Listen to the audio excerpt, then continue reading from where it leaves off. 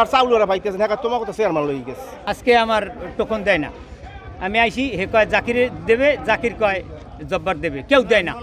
এই জন্য আমরা চাউল ঠেকাইয়ে রাখছি। আমাকে চাউল হয়েছি, আমাকে ইতে নাম আছে, মাস্টারুলের নাম আছে, আমাকে টোকন কেন হইলে না, এই জন্য আমরা পাতা দিয়ে চাউল রাখছি। যায় না, আমার নাম আছে, রাইলে কার্ড আছে, নাম আছে, সব কিছু আছে। আমার গেল ফিরে আগের ফিরে চাউল দেয় নাই, এবার কি আমার টোকনে নাই, চাউল নাই।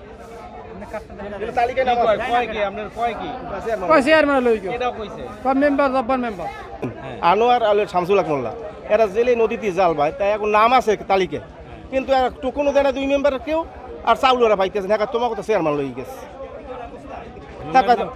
মেম্বারের নাম হল জব্বার মেম্বার। একটা নাম দুজনের ভাগ করে দেওয়া হয়েছে। কে বলছে কেটা? বলছে মেম্বার। পাওয়ার কত, নিয়ম কত? পাওয়ার পাওয়ার হয়েছে 80 কেজি।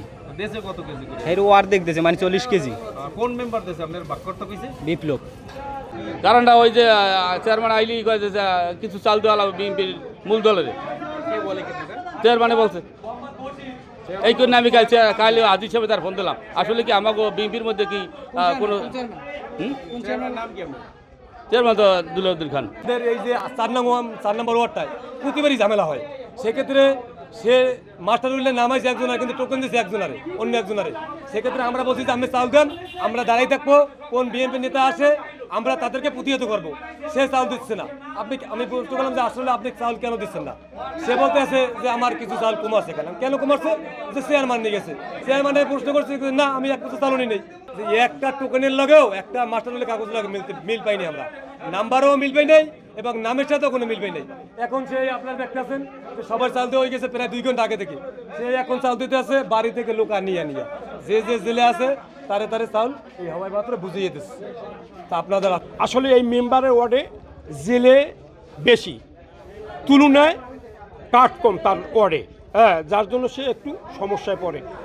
আমার ইউনিয়নের 3টা গ্রামই বেশি জেলে, আলীগঞ্জ, তেগাছিয়া, হাজিমুদ্দি, মেলাপাড়া, কিন্তু অপ্রতুল।